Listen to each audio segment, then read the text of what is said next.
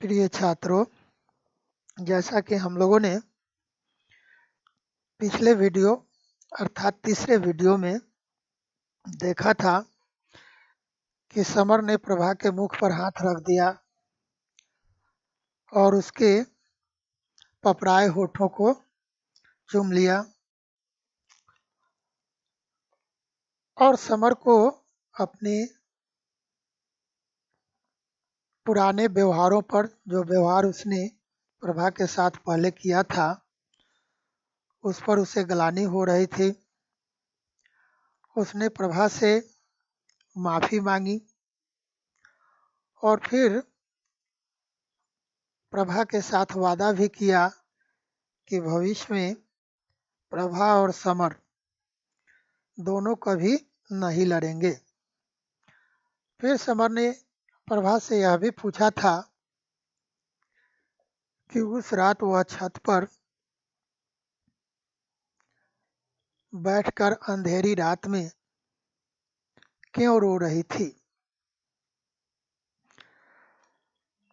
कारण को जानना चाहा।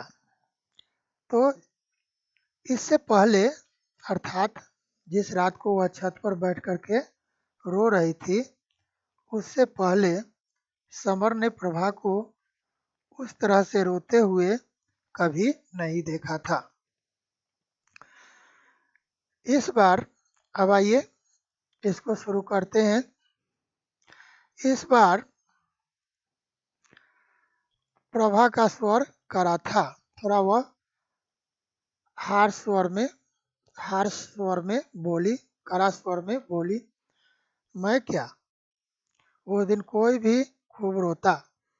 प्रभा का कहने का मतलब है कि उस दिन जो मेरे साथ घटना घटी, उस तरह की घटना यदि किसी के साथ भी घट जाए तो वह खूब रोएगा। जिस तरह से उसके चरित्र पर उंगली उठाई गई थी, उस तरह से किसी के भी चरित्र पर यदि उंगली उठाई जाए तो उसे बहुत दुख होगा और वह बहुत रोएगा। इतनी बड़ी हो गई, अभी तक चरित्र पर किसी ने एक शब्द नहीं कहा। प्रभा ने कहा कि मैं इतनी बड़ी हो गई, अब तक किसी ने उसके चरित्र के बारे में कुछ नहीं कहा। और उस दिन जो सुना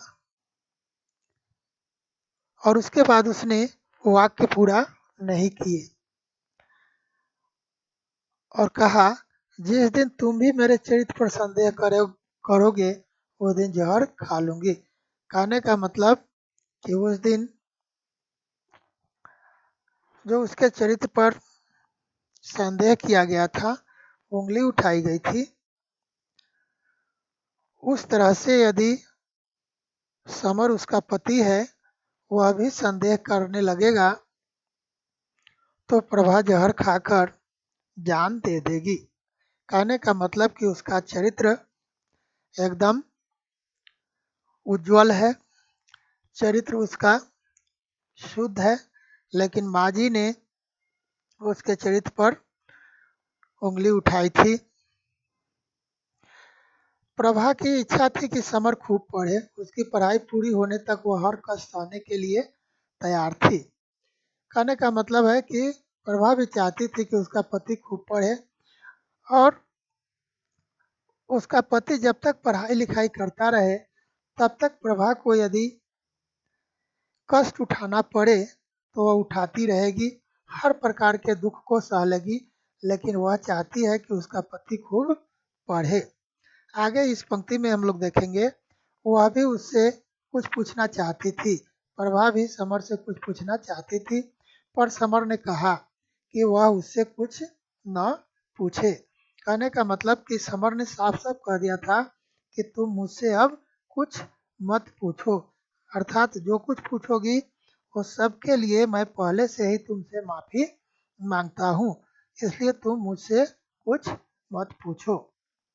उसे अपने किए पर पछतावा है। कुल मिलाकर कहने का मतलब है कि अब तक जितने सारे व्यवहार उसने प्रभा के प्रति किए, वे सब के सब समर की अपनी नज़र में गलत है और उन व्यवहारों के कारण उसे पछतावा है। इसलिए उसने पहले ही कहा कि सबके लिए बस शॉर्टकट में, एक ही बार में, बस मुझे एक बार माफ़ कर दे।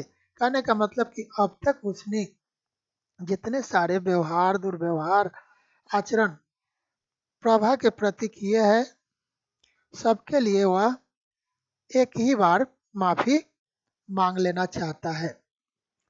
उसकी सलाह के बिना भविष्य में वह कोई भी काम नहीं करेगा। अब समर ने वादा किया कि जब तक वह प्रभा से सलाह नहीं लेगा, एडवाइस नहीं लेगा, तब तक वह भविष्य में कोई भी काम नहीं करेगा। वह पढ़ी लिखी समझदार लड़की है, सलाह दे सकती है। अपने पढ़े लिखे होने पर मिलने वाले तानों से वह परेशान हो गई थी। पढ़ी लिखी होने के कारण प्रभा को ताने मिलते थे परिवार से, जिसके कारण वह परेशान हो गई थी।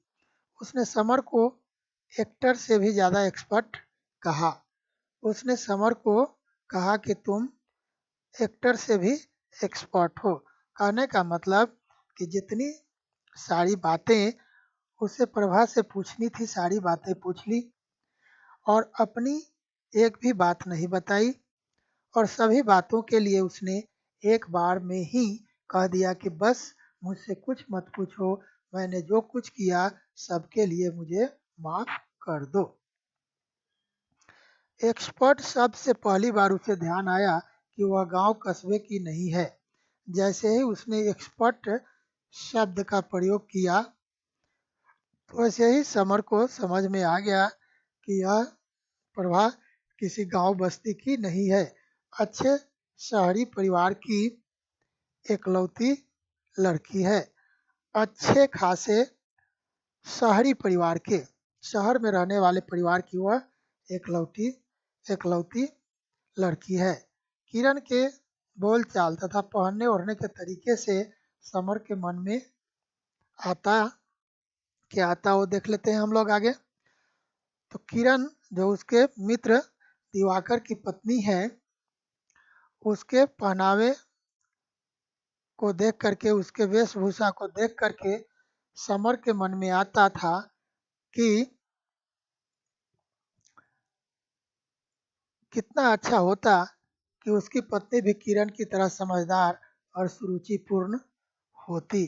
कहने का मतलब यह है कि वह जब अपने मित्र दिवाकर की पत्नी को देखता था, उसकी वेशभूषा को देखता था, पहनने ओढ़ने के तौर तरीकों को देखता था, तो उसके मन में भी इच्छा होती थी कि उसकी पत्नी भी किरण की तरह अर्थात दिवाकर की पत्नी की तरह ही समझदार और सुरुचिपूर्ण होती।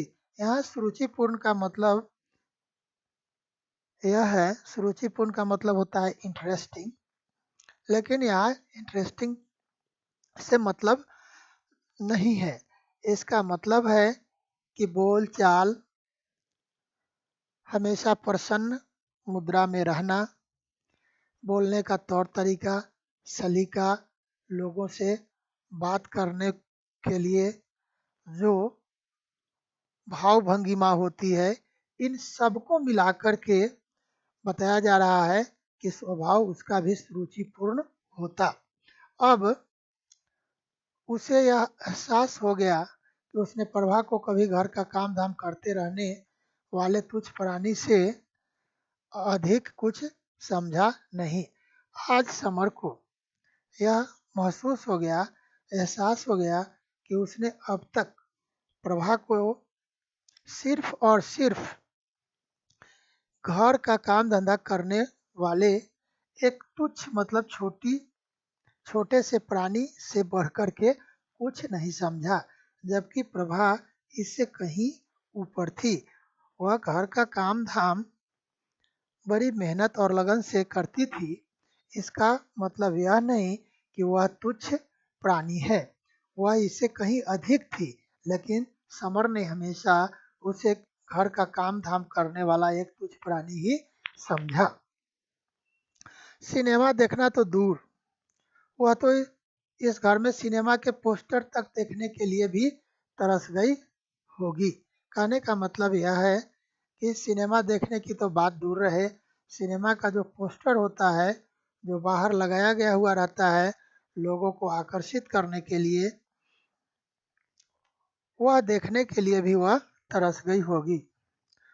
उपन्यास कहानी की एक एक लाइन पढ़ने के लिए तरफराती होगी। कहने का मतलब कि न तो उसे कोई नोवेल पढ़ने का समय मिलता था, न कोई कहानी पढ़ने का समय मिलता था।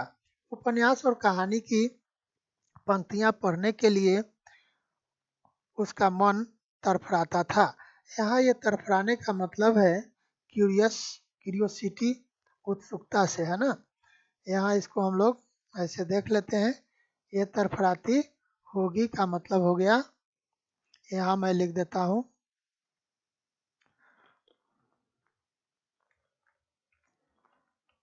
उत्सुक, लिखा नहीं,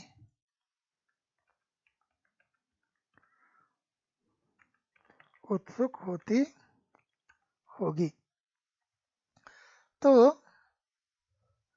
यहाँ आप लोगों ने देख लिया कि वह उत्सुक होती होगी। दिवाकर के घर में पढ़ा लिखा होना दुर्गुण नहीं है। दिवाकर के घर में पढ़ा लिखा होना डिमेरिट नहीं है, लेकिन समर के घर में पढ़ा लिखा होना डिमेरिट्स है। समर के घर में यदि महिलाएं पढ़ी लिखी हैं तो वह महिलाओं का दुर्गुण है, डिमेरिट्स है। लेकिन यही दिवाकर के घर में महिलाओं का पढ़ा लिखा होना दुर्गुण नहीं है, डिमेरिट्स नहीं है।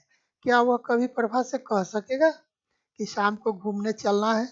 जिस प्रकार से समर का दोस्त दिवाकर अपनी पत्नी को कहता है कि शाम को घूमने चलना है, उस प्रकार से क्या समर कभी अपनी पत्नी को कह सकता है कि शाम को घूमने चलना है? दिवाकर और किरण आएंगे, उनके साथ चाय पीनी है। समर के मुंह से एक गहरी सांस निकल गई। अब उसने सोचा कि दिवाकर और किरण यदि मेरे घर आएंगे, मैं उनके साथ बैठकर हम लोग चाय पियेंगे, या हम दोनों कभी दिवाकर के घर जाएंगे और एक साथ बैठ कर के चाय पियेंगे, ऐसा समर कभी नहीं कह सकता।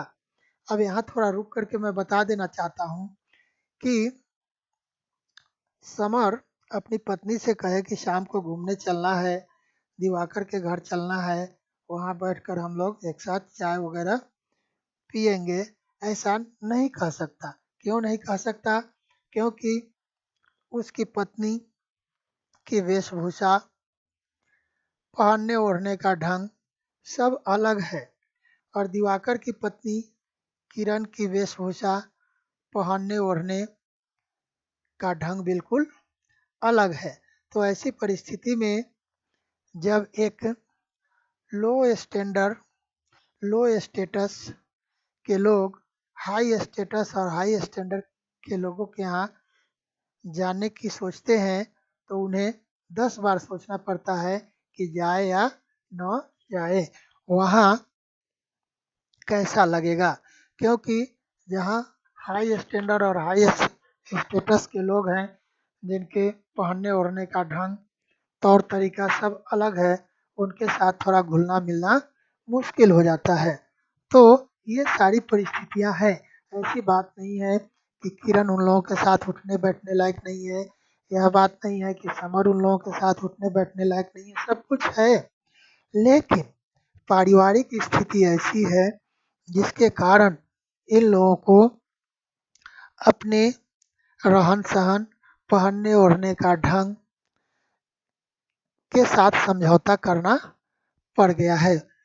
परिस्थिति के सामने ये लोग मजबूर हैं। प्रभा ने उसे झकझोर कर कहा, क्या सोचने लगे? जब समर सोच में डूब गया तो प्रभा ने उसे झकझोर कर हिलाते हुए पूछा, क्या सोचने लगे? उसे लगा कि शायद एक्टर वाली बात पूरी लग गई है। इसके पहले प्रभा ने बातचीत के सिलसिले में कहा था कि तुम तो एक्टर से भी एक्सपर्ट हो। और इसी पर समर ने सोचना शुरू कर दिया था और बातचीत जो चल रही थी उसमें कोई रिस्पॉन्स नहीं दिखा रहा था। तो प्रभा ने झकझोर कर कहा कि क्या सोचने लगे।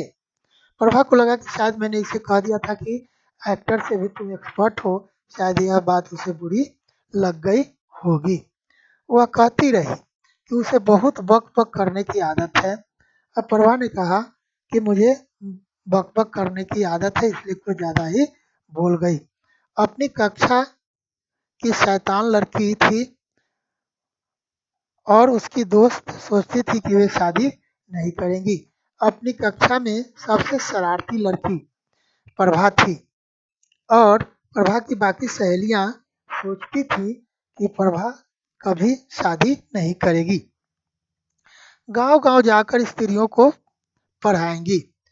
कहने का मतलब कि प्रभा की सहेलियां सोचती थी कि प्रभा शादी नहीं करेगी और गांव-गांव में जाकर के और जो अनपढ़ महिलाएं हैं उनको पढ़ाएंगी। सारे हिंदुस्तान का पैदल टूर करेंगी। और ये भी उसकी सहेलियां मजाक मजाक में कहती थी कि तुम तो सारे हिंदुस्तान की पैदल ही यात्रा करोगी। नए नए गांवों शहरों में तरह तरह के लोग मिलेंगे। उनकी बातों उनकी बातें खत्म ही नहीं होती थी। कहने का मतलब ये सब प्रभा के बारे में प्रभा की सहेलियां अपना विचार रखती थी कि वह गांव-गांव में जाएगी, अनपढ़ महिलाओं को पढ़ाएगी, पूरे हिंदुस्तान की यात्रा वह पैदल ही कर लेगी, नए नए गांवों में जाएगी, नए नए लोगों से मिलेगी। ये सारी बातें प्रभा के बारे में उनकी सहेलियां सोचती थी, क्योंकि बचपन में जब वो कक्षा में पढ़ती थी, क्लास में पढ़ती थी, तो वह बहुत ही शरारती थी। उस दिन वह देर तक खिलखिलाती रही मतलब प्रसन्न रही, है ना। यहाँ खिलखिलाने का तो खास में मतलब होता है खुश होना, लेकिन यहाँ इसका मतलब है खिलखिलाती रही मतलब प्रसन्न रही। यहाँ मैं लिख रहा हूँ प्रसन्न रही। समर सोच रहा था कि इतना सब सहकर भी वह उन्मुक्त भाव से कैसे हंस सकती है। उन्मुक्त भाव से हंसना, यहाँ पूरे का मतलब एक बार में मैं लेने जा रहा हूँ, है ना। उन्मुक्त भाव से हंसने का मतलब है, मैं यहाँ लिखता हूँ, इसको आप लोग लिखिएगा ओपन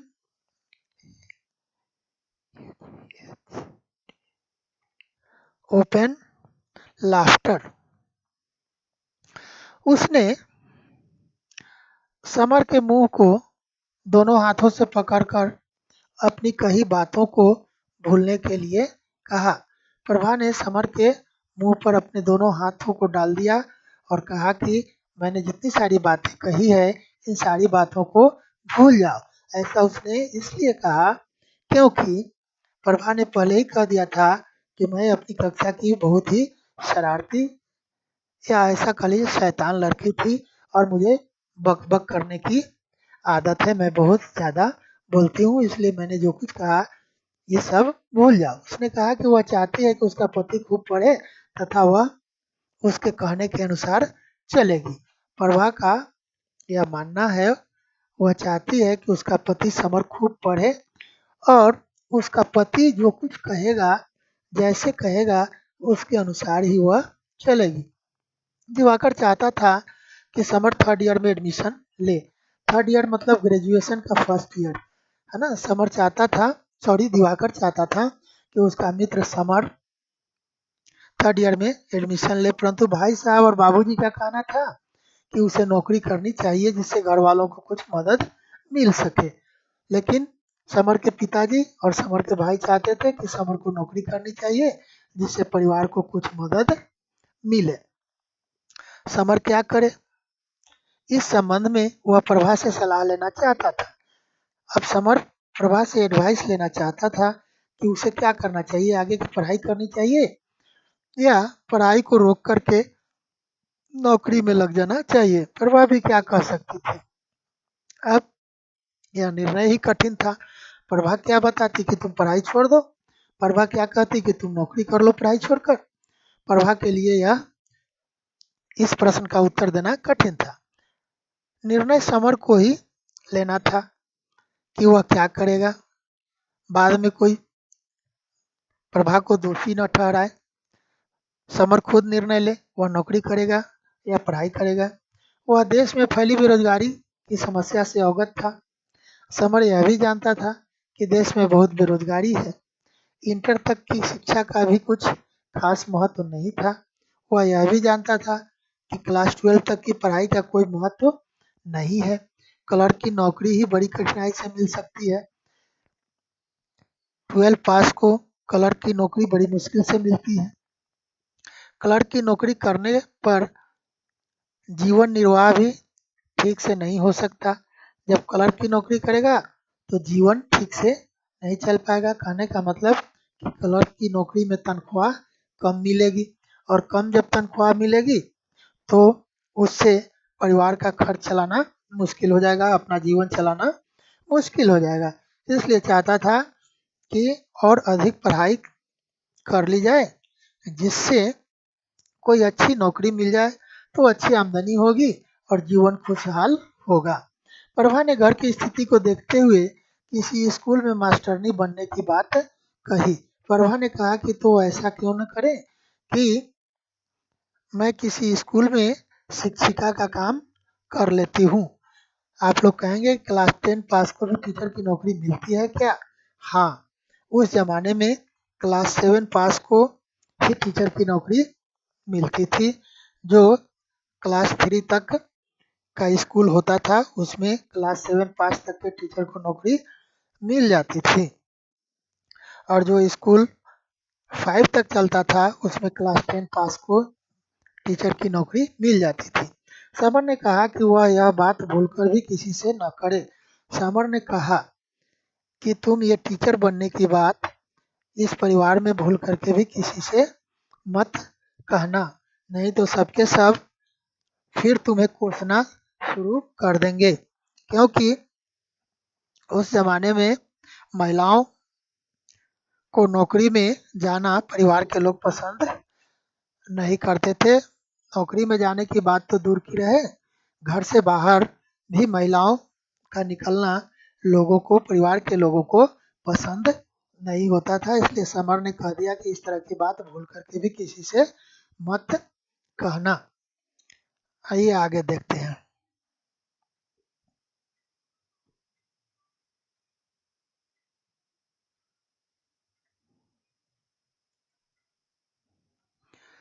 उसे ख्याल आया कि दिवाकर और किरण किसी दिन प्रभा को मिलने उसके घर न आ धमके। अब जैसा कि समर ने बता रखा था कि उसकी पत्नी मायके से आ गई है, तो समर के मन में हमेशा यह डर बना रहता था कि किसी दिन मेरा मित्र दिवाकर और उसकी पत्नी प्रभा से मिलने उसके घर न आ जाएं। बिठाने के लिए जगह नहीं, खातिरदारी कैसे करेंगे। अब यह उसके घर में अपने मित्र को बैठाने की भी जगह नहीं है, खातिरदारी मतलब उसका स्वागत कैसे करेगा। समर ने कहा कि कभी मन होता है कि किसी के कहने की चिंता किए बिना मन लगाकर पढूं और नौकरी पाने पर घर वालों की भी अच्छी तरह से सहायता कर सकूंगा। कभी कभी समर की इच्छा होती कि वह मन लगाकर पढ़े। कभी कभी उसके मन में यह इच्छा हो जाती कि मैं मन लगाकर खूब पढूं और अच्छी नौकरी पाऊं, और अच्छी नौकरी पा करके घर वाले की सहायता करूं, ऐसी इच्छा होती। माता पिता के प्रति अपने फर्ज को याद कर वह भावुक हो गया। उसे अपने माता पिता के प्रति उसका क्या फर्ज है यह भी याद आ गया, और वह भावुक, भावुक मतलब इमोशनल, भावुक मतलब इमोशनल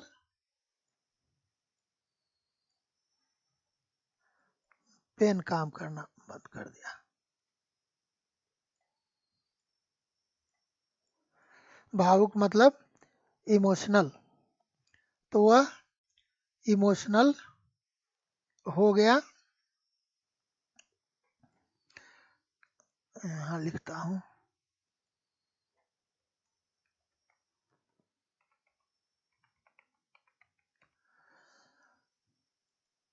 तो वह इमोशनल हो गया यह सोचकर कि उसका अपने माता पिता के प्रति क्या कर्तव्य है।